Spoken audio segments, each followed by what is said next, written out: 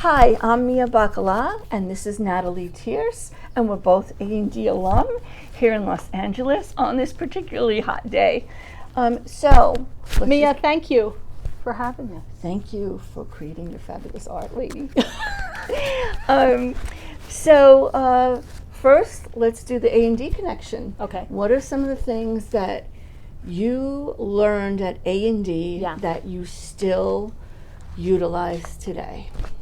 I think the gift of going to the High School of Art and Design was it helped me frame good habits at a young age.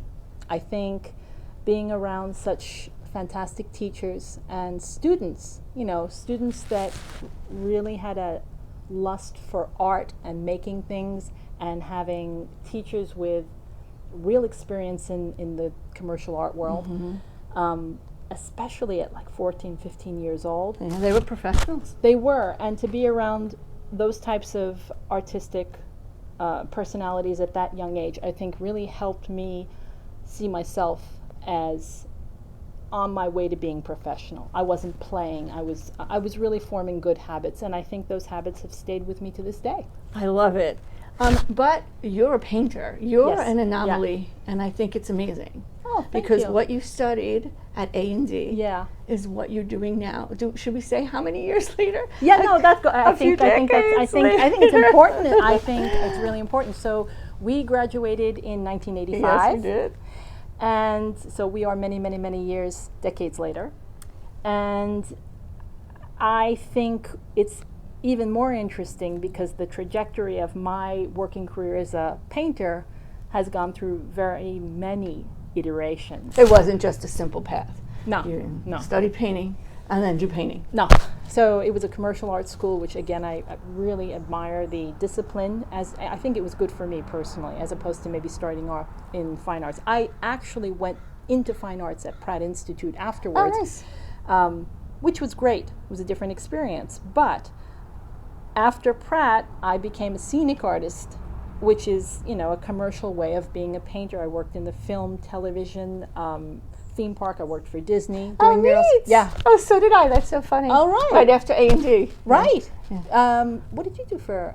Designed graphic prints for shirts and accessories and all of that stuff. Okay. And it was still hands-on. It was still similar to what Right. we learned at A&D. Right, right. So then after that? So after A&D, I went to Pratt Institute and the Beaux-Arts in Paris. So like all in all, my training was 8 years. That's amazing. Yeah. Oh, I didn't know that. Yeah. How many years were you there studying in Paris? 1 year. And there was 4 years at Pratt Institute, which was fantastic. And then after that, I had enough schooling. I didn't want to get my master's. I had it, and I wanted to really start painting. And I think that's why I decided, okay, how can I paint and really keep painting and learn about painting? I was worried for me that if I tried to do something too removed, I was going to lose contact with the materials and my progress. So I studied with some really great scenic artists, especially in England. There were some real great masters. Amazing. And they were welcoming, because you had your portfolio. I guess you had your portfolio already. So that's interesting. My portfolio from A&D was not exactly suitable completely for scenic work. I had some of those pieces in there, but I really had to develop work that was biased to scenic. Right. Yeah. So they want to more see specific. Right. Do you know how to paint architecture on a large scale? Do you know how to paint scenery on a large scale? If you're, I used to, from the BBC, get a lot of commissions for portraits. We need this actor in period clothes and in this style. Really? As a scene? Well, no, but just that comes under, that's something a scenic artist would handle. As well as the backing. As if it's like a portrait in, yes. I'm trying to understand. In so a if they had film, if they had a portrait of themselves in the film. So you're in a me. Well, so you say me. Right. And I'm in a period. And so you're an actress, and in the scheme of this film, there's reference to you. Maybe you had passed away. I don't know. I'm trying to think of. I know, but this was right. This is my great grandmother or whatever. Yeah. This is my great grandmother Mia, and there's a painting of me. I love it. Yeah. So that would come up, and again, like if there were crests of arms, family Right. arms, someone had to design that, paint them, or tapestries. When you see a tapestry in a film, they're not a real tapestry. They were painted. There was So it's more specific. I see what you're saying. right. So I had to do, and a lot of faux finishing. Like large scale in film. Marble. Right. When you see all different types of surfaces, whether it's concrete or marble or wood, they're painted. It's not, it's just too expensive. So that's what I realized, well, okay, this is what they want to see. So a lot of that was me making those samples so I could show them, yes, I do that, And then I would get work, and then I do a little bit more on my own, and then come back, and then I was underway. I was getting work with the BBC. I was working in feature films in England. Fantastic. And so my husband, who's a sculptor for the film and television industry, he also did special effects and prosthetics. We had our own company in London, and we did that. So are we off topic? No, this is so fascinating. Okay. So let's just, and it's still connected to what you learned at and yeah, and so how the A&D experience really prepared me personally for going into a commercial endeavor, being prepared to work from spec, understanding what it is to work on a schedule, with certain criteria for a piece that they expect this, that, and the other thing, that I'm not just doing what I want to. And you feel you took that from A&D? Absolutely. That's great. Absolutely. I think that training helped me immeasurably. So, by the time I was 17, I graduated when I was 17. Yeah, me too. Yeah. Did you skip the 8th grade? I did. Yeah. Ninth grade. Oh, I skipped the 8th grade. Isn't that fun? And that's when I started at Disney, just that summer between high school and college. But back to you.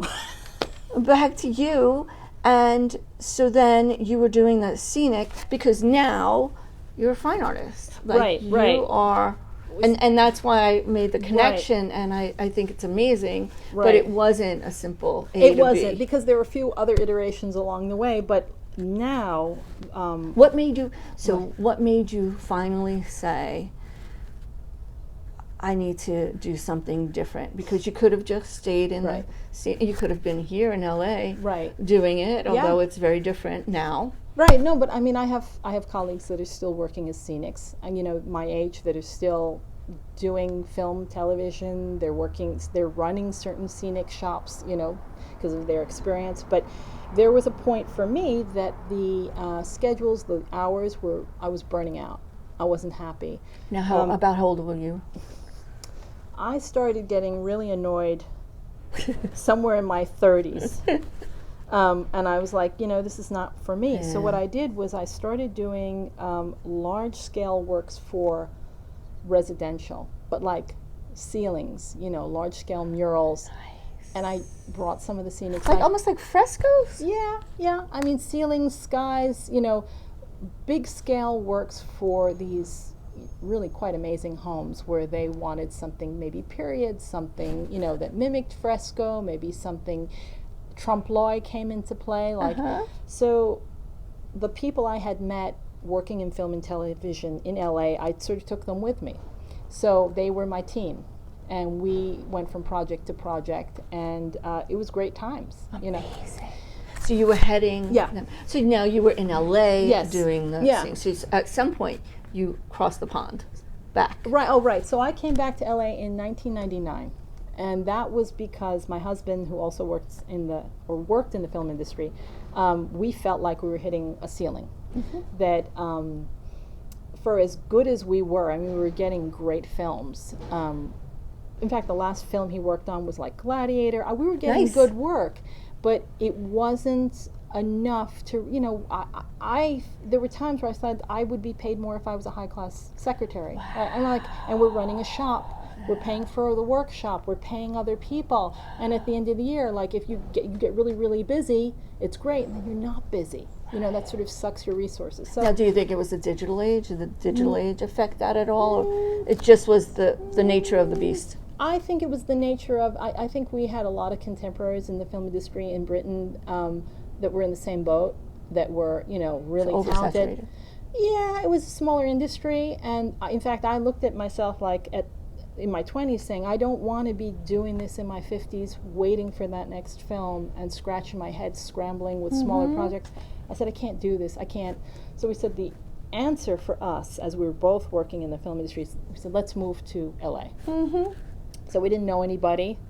We went on a little recognizance mission, and before we actually left, and we went to some of the scenic shops and we said, hey, this is what we do, this is our portfolio, and we found that people were super gracious and enthusiastic and said, oh, we have lots of work for people like you. So we thought, okay, let's do this. And so we didn't give up our home because, you know, we loved it.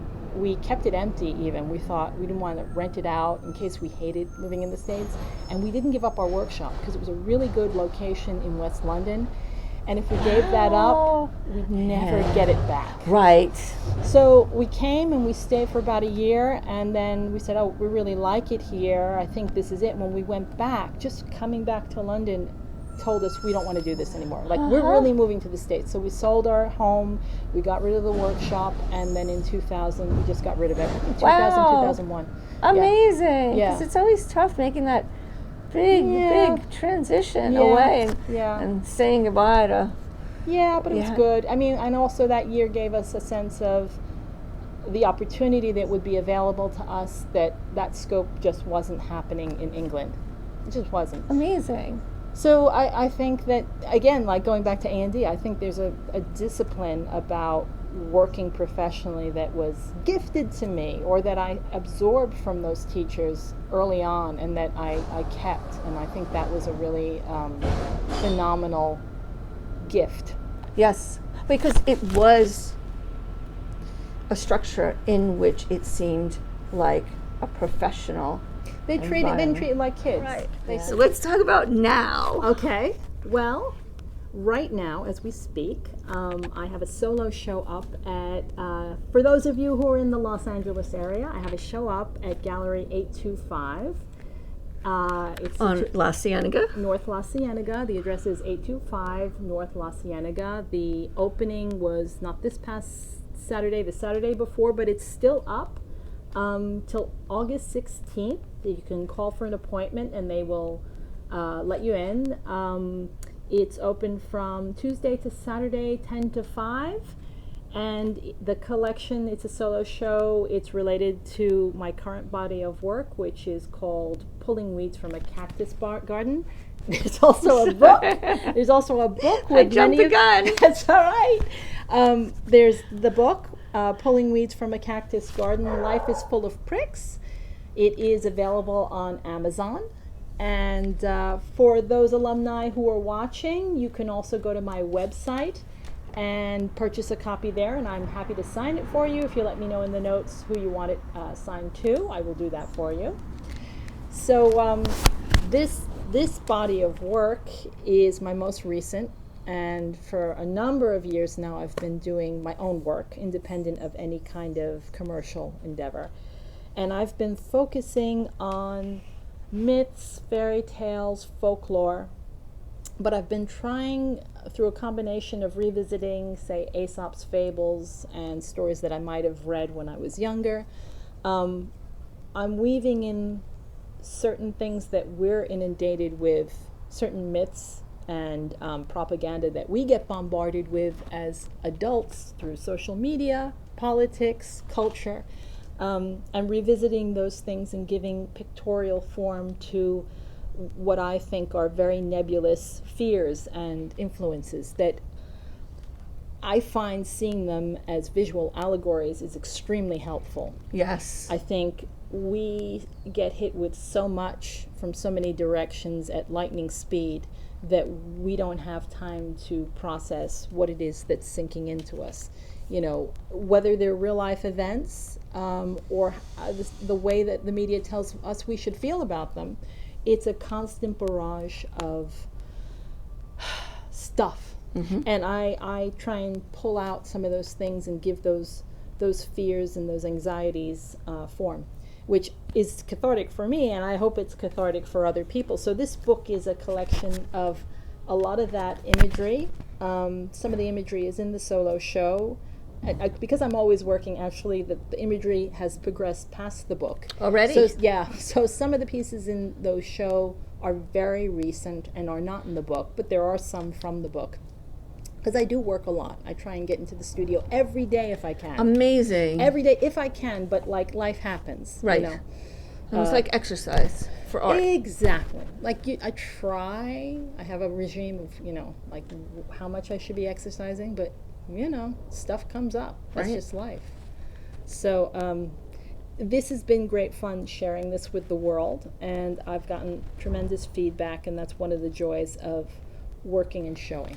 Love it. And I mean, I was such a even to see you there at the show. Yes, I mean, we got a chance to spend a little time Wasn't together.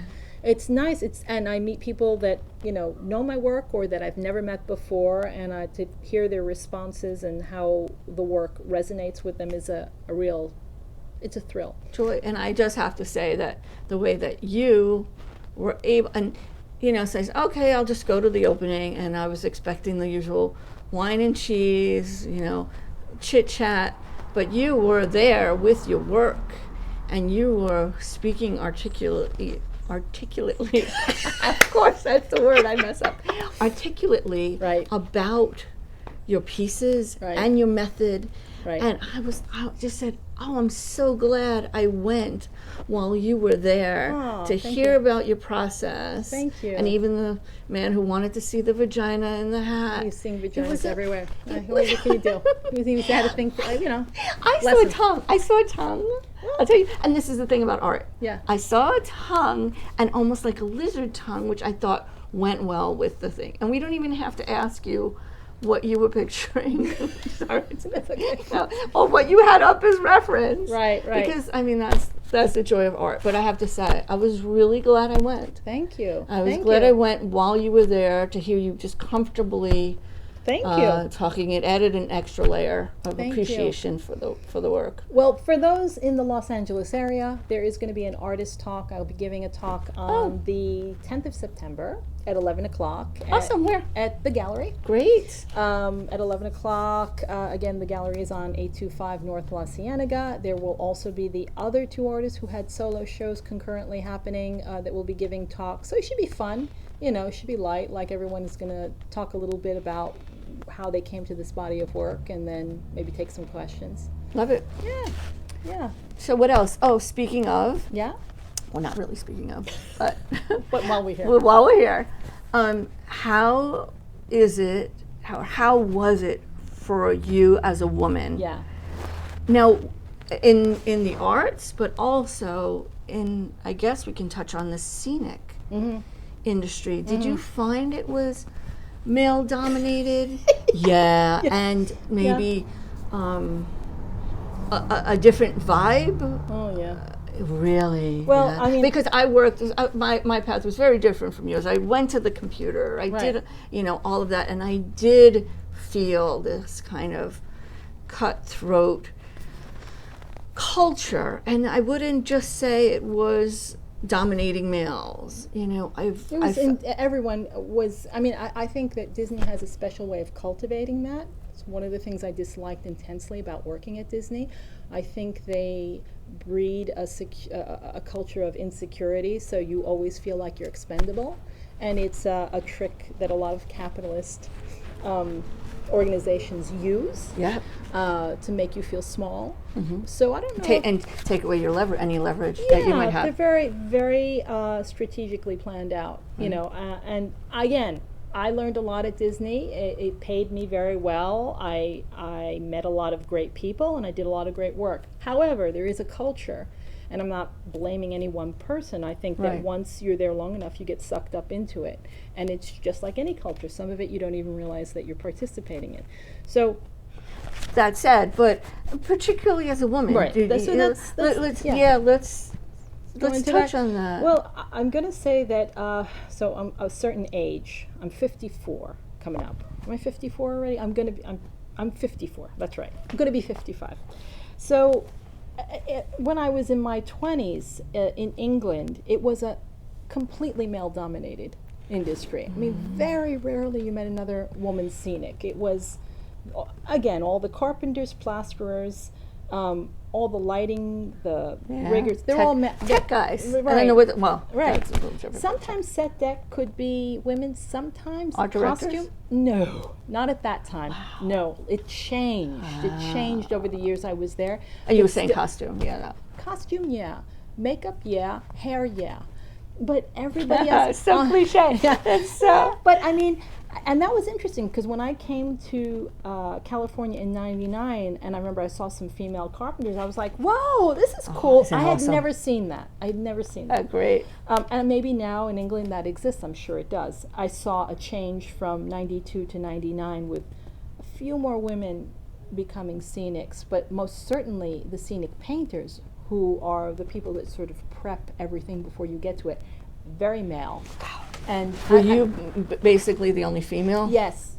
And it could be a crew. I mean, that could be a crew of, depending on the production, anywhere from 20 to 100. Amazing. And it's weird. And so So you were the only one. I mean, that is a weird dynamic for anyone. It is. To And- be so different from everybody else who's doing the same thing. And there was a lot of things at that time that were okay. And I speak to people I meet now that were scenics, even in Australia, female scenics, and they have a lot of similar experiences that I had. Yeah. You look back and you say, wow. Right. So, like, one of the things is that when we would go into the paint room that the painters controlled, they had all their nudie pictures of women up. There was nothing we could say about that. But it's awkward when you're trying to talk to someone and they're looking at that and then looking at you. And it's Exactly. like, and then I remember in England I said, if I'm ever an art director, I'm going to say, if I'm bringing 200,000 pounds to this company and I have to go in there, they can look at their nudie pictures. I just don't On want their own them time. up. On their own time. Bless them, if that makes you happy. I don't want them in my grill when I have to have a formal conversation with I them. love it. But, anyway, I left before I would have become an art director in England, but that's fine. And hopefully things have changed. I'm sure they have. I mean, there were a lot of, I'm not saying that it was an awful environment. Obviously, there were art directors and designers, male art directors and designers, who gave me a chance as a scenic. Right, exactly. As a foreigner. And I did great work, and I made a living, so I have tremendous memories. I worked with some of the top-notch scenic artists, some of them who have passed on since, that I learned a lot from. They were men, and I have very fond memories. But as a woman, were there some very strange challenges? Yeah, absolutely. I love it. Thank you for your candor with that and Yeah. bringing that up, because you are in a position then, because you already stand out as a woman and you don't want to, Yeah. you want to belong. You want to stay with this group Or and at they're your best, colleagues. be left alone. Yeah. At best, leave me alone.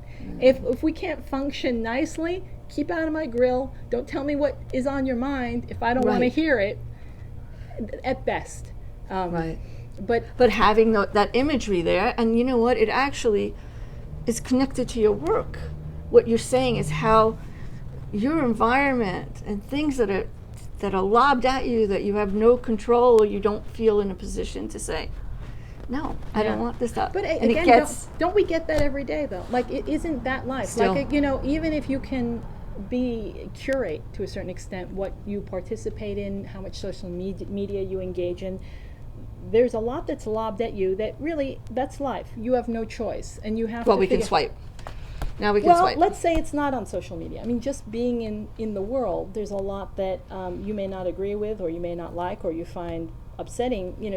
There's got to be a method of dealing with it, because we can't always swipe away.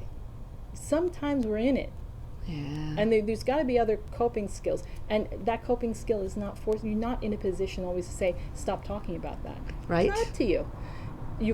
There are other things. If you find it upsetting, that's real. But you've got to develop something else besides. And that's a coping mechanism. Yeah, a coping because mechanism. because swiping is great, and you should be mindful of what you engage in. But I don't think we're in a position all the time to say, "Hey, I don't like that," because tough. Right. And again, I don't mean anything that is perpetrated against you or your person. I don't mean that. I mean, like, something peripherally that you find offensive. You can voice your dissent. You can say, I don't agree with that, but you're allowed not to agree, and you're allowed to Exactly. walk away. Exactly. Yeah. Do you ever miss New York? I do, but I think I've gotten spoiled by the weather and the space in California. Except even during a heat wave.